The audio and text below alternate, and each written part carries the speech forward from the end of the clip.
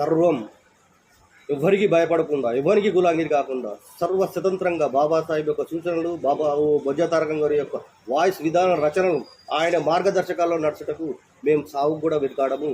మేము ఆయనంతా వారికి